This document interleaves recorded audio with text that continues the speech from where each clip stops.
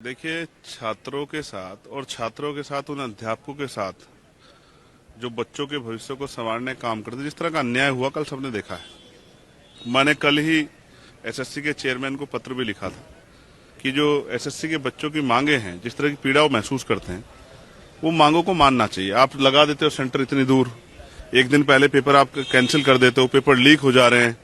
जो जहां व्यवस्था जो है पेपर स्थल पे जो है वहां व्यवस्था अच्छी नहीं है।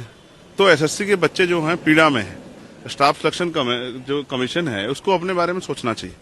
और जिस तरह से कल उनके साथ जो है लाठीचार्ज हुआ, लोकतंत्र में ये भाषा अच्छी नहीं है। अगर हम इस भाषा का प्रयोग करेंगे तो फिर जो बेरोजगार नौजवान उसके मन में किस तरह जो है कि पीड़ा पैदा होगी, उनके परिवारों में किस तरह की पीड़ा पैदा होगी, सरकार को सोचना चाहिए। आज मैं इस तख्ती लेके इसलिए खड़ा हूं कि सरकार एसएससी के बच्चों की मांग को सुने और उनको पूरा करे। एसएससी का यही नौजवान कल देश की सेवा करेगा, प्रदेश की सेवा करेगा। आज आप उसको लाठियों से पीट रहे हो, उन गुरुओं को लाठियों से पीट रहे हो जो शिक्षा देने का काम कर रहे हैं। लेकिन मैं आप समझता हूँ ये फेलियर है। आपको जो काम एसएससी के को करना चाहिए था, एसएससी चेयरमैन को, उस काम के लिए बच्चे सड़कों पर तब उतरा जाता है जब नाउम्मीद हो जाता है आदमी कि अब हमें कहीं से न्याय नहीं मिलेगा। मैं उन बच्चों के प्रति संवेदना प्रकट करता हूँ, सरकार से मांग करता हूँ कि उनकी मांगों को माना जाए। और अगर आज उनका धरना होगा तो मैं उनके बीच में जाकर समर्थन भी दूंगा, और अगर लाठी पड़ेगी तो उनके लिए लाठी खाने का भी काम करूंगा, उनका साथ नहीं छोड़ूंगा।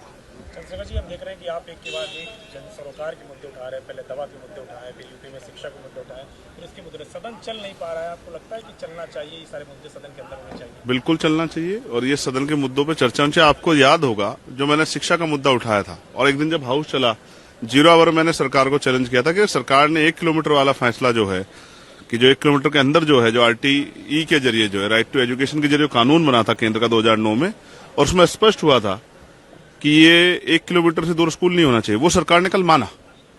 उस चेतावनी के बाद जब हमने कहा कि हम आंदोलन करेंगे, सड़कों पे जो है बवाल करेंगे, लोगों की लड़ाई लड़ेंगे, तब सरकार ने जो है कल सर के जो शिक्षा मंत्री हैं उन्होंने इस बात को माना और कहा कि हम 1 किलोमीटर के अंदर से जो दूर स्कूल है उसको बंद नहीं करेंगे।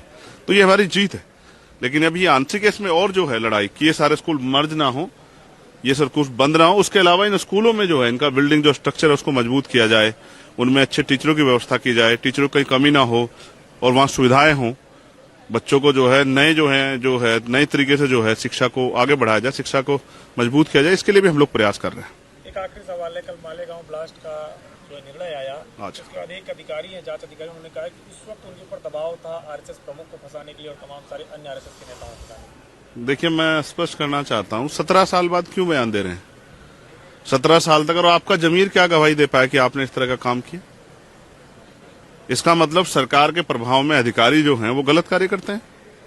तो आज जो गलत कार्य माना जाए कि भारतीय जनता पार्टी सरकार के दबाव में हो रहे हैं, जो लोगों को फंसाया जा रहा है, मैं स्पष्ट करना चाहता हूं ये गलत है। और अगर ऐसा कुछ हो तो उनको सामने रखना चाहिए।